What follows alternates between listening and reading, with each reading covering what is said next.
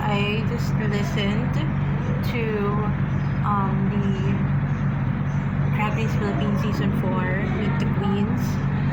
Bakla, hindi ko siya pinanood because I'm intending to create like a video about it.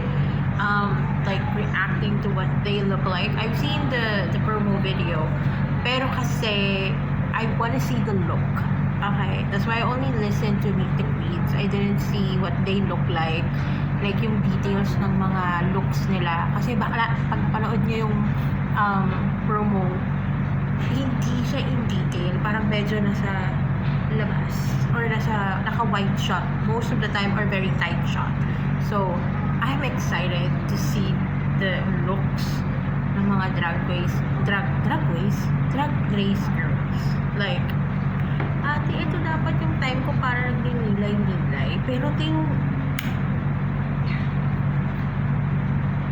I'm so excited and I'm so heartbroken, to be honest. Kasi I've actually watched videos of Miss Wa's performances before Drag Race. And now I understand why Kiana with the K really love Miss Wa to be part of Drag Race. Kasi, like, kakaiba.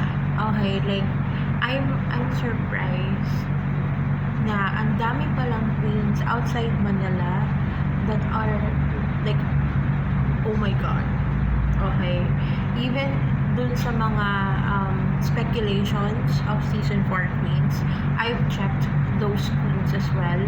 Girl, ang gagaling. Like, most of them are provincial. Ang check ko kasi is the provincial queens more than the Manila queens. No shade to Manila queens. It's more of, I wanna see what provincial queens has to offer as a Manilena girly that watches drag. Alam mo yun, I know how how Manila drag is, and to be honest, there is a difference, okay? Napansin ko when it comes to provincial queens, from what I've seen online, kasi nga, hindi naman ako makakapag sa probinsya nila, provincial queens are more alternative. I mean, they push the boundary to make, like, it's kind of uncomfortable. While Manila queens, andun yung the face guard, the regalia, like, it's giving, it's giving very, very aesthetically pleasing Filipina, like, fantasy. While with provincial queens, a lot of provincial queens are more into alternative, kind of pushing the boundary of, like, what beauty is. And I love that. So, if you guys have any suggestions for, like, other drag queens you might want me to watch and react to, kasi gusto kong gumawa rin ng series dito sa channel about drag because I actually love watching Drag Race.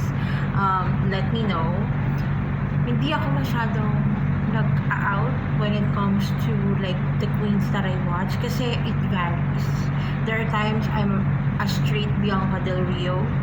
There are times I actually watch Jiggly Caliente a lot. And I also, like, watch Plastic Tiara. Those are mga nakakapanood sa mga My Day ko, sa mga stories ko. You guys know, I have this obsession with Plastic Tiara for a while. Like, if I can just talk about the drag queens I love, eh, parang siguro isang oras tong video na to. Yun lang, okay? This is just gonna be a quick update while I do my me time. Kasi me time ko talaga to, mga ate. Okay, I actually really like this place. Maybe one time I'll properly shoot a video here. Kasi bet ko yung ilaw, it's kind of like the vibe I want. And also this.